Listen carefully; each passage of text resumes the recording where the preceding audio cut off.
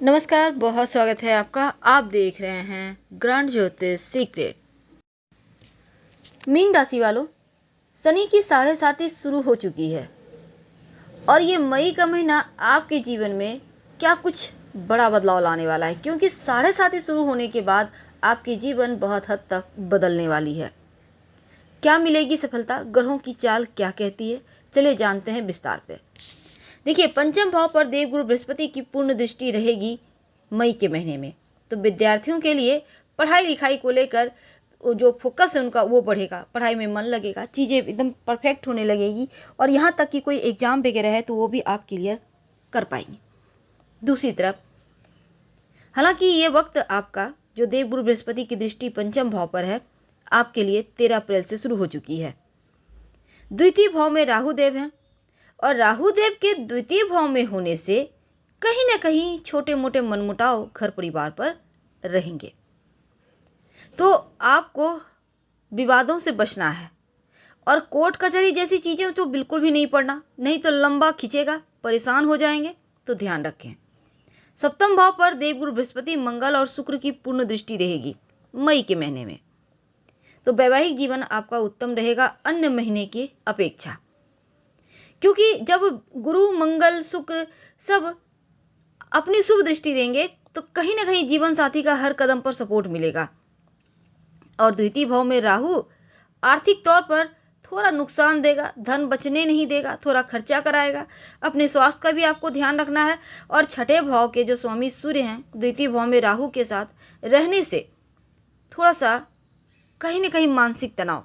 लेकिन क्या होगा, विस्तार से जानते हैं आपके नौकरी करियर के मामलों में।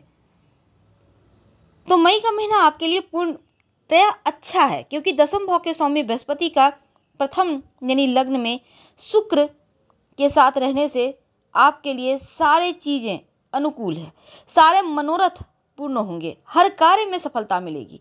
आपके जो वरिष्ठ अधिकारी हैं उनसे संबंध बेहतर होंगे। अगर आप जॉब करते हैं तो पद प्रतिष्ठा की संभावना बढ़ेगी। कितना भी पैसा आए पर बचेगा नहीं, इस बात का आपको ध्यान रखना है।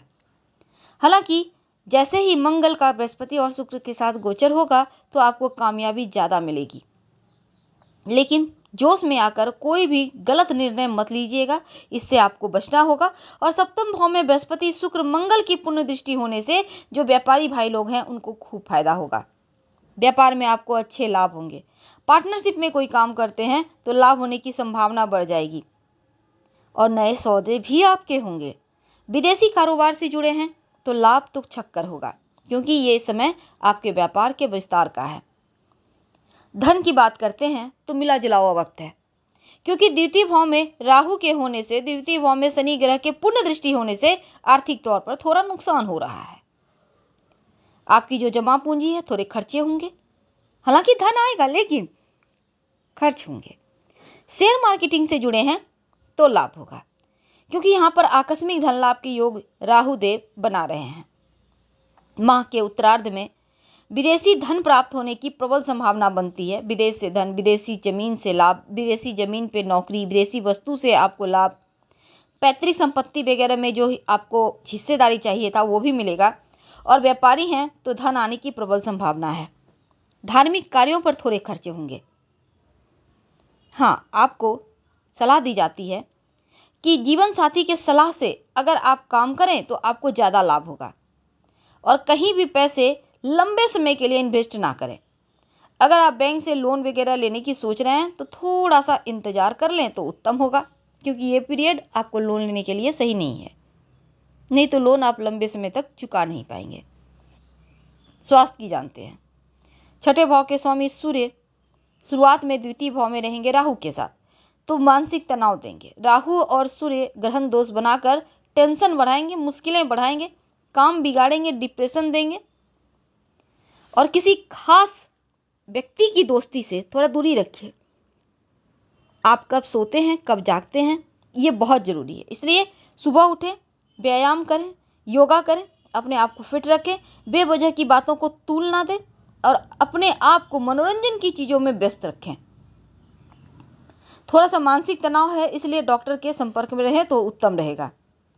जो शनिदेव हैं छठे भाव पर पूर्ण दृष्टि डाले हुए हैं, तो जॉइंट पेन की समस्या थोड़ी बहुत मुश्किलें परेशान करेगी। हालांकि गुप्त परेशानियों से मुक्ति भी मिलेगी। हाँ, तला भुना भोजन मत खाइए, बासी खाना मत खाइए। कहने का मतलब थोड़ा पेट का ख्याल रख लें तो अच्छा है। पर अगर हम प्रेम और वैवाहिक जीवन की बात करें तो पंचम भाव पर बृहस्पति की पूर्ण दृष्टि है, तो अच्छी बातें होंगी। आपका जो लव रिलेशनशिप है वो और मजबूत होगा, गहरा होगा, और एक दूसरे के साथ इधर उधर घूमेंगे फिरेंगे, समय बिताएंगे, हल्की फुल्की चीज़ें होंगी। यानी हल्की फुल्की मनमुटाव है लेकिन बड़ा कुछ नहीं है। सप्तम भाव पर देवगुरु बृहस्पति मंगल शुक्र की पूर्ण दृष्टि है, तो वैवाहिक जीवन बहुत खूबसूरत है। जीवन साथी का हर कदम पर सपोर्ट मिलेगा और पारिवारिक मुद्दों पर पत्नी के साथ आप बातें करेंगे। वैसे तो अगर आप अविवाहित हैं, विवाह में विलंब हो रहा है, तो इंतजार खत्म होगा, आपका रिश्ता तय हो सकता है या विवाह होने की प्रबल संभावना मई के महीने में दिखती है। घर परिवार की बात करते हैं तो द्वितीय भाव में राहु के रहने से पारिवारिक जीवन यानी अपनों के साथ थोड़े मनमुटाव दिखते हैं। हालांकि शुरुआत में राहु और सूर्य एक साथ हैं तो परिवार में तनाव है, विवाद है, कोर्ट कचहरी जैसी चीज़ें हैं। हालांकि इन चीज़ों से आपको सावधान रहना है और घर के जो पिता हैं, बड़े बुजुर्ग हैं, सम्मान करें और उनके साथ अपने रिश्तों में एक पॉजिटिविटी रखें, बेहतर बनाए रखें। थोड़ा वाणी पर भी कंट्रोल बनाए रखिएगा क्योंकि वाणी दोस्त तो देगा यहाँ पर राहु। अब परिवार में जैसे कि एक सूत्र में बांधना आपके हक में है, तो अपनी मीठी वाणी का प्रयोग करें। अब जो बुध हैं, राहु यहाँ पर सूर्य के साथ जैसे ही राशि परिवर्तन करेंगे तृतीय भाव में, तो भाई बहनों का प्यार मिलेगा, उनका सपोर्ट मिलेगा। तो ये वक्त बहुत सारे हलचल लेकर आया है। लेकिन दूसरी तरफ आप उपाय क्या करें कि आपके लिए बढ़िया हो जाए, ये तो हम जानेंगे। लेकिन उसके पहले जानते हैं कि आपके जीवन में ये जो राहु आपको आपके दुश्मनों को हराने में आपकी सहायता करेगा और यात्रा पर जाने के बहुत सारे अवसर मिलेंगे। हालांकि यात्रा से लाभ भी होगा, लेकिन मई के महीने में जो राहु है आपके लिए बहुत अच्छा नहीं है क्योंकि आपको अपनों का, करीबियों का समर्थन नहीं मिलेगा। आप लाख प्रयास कर लें, लोग आपसे कटे कटे रहेंगे। रिश्तेदार या परिवार के सदस्यों के साथ बेवजह बहस ना हो जाए, इसका ध्यान रखिएगा। और थोड़ा सा आक्रामक रवैया आपका अपनों के बीच मतभेद पैदा करवा सकता है।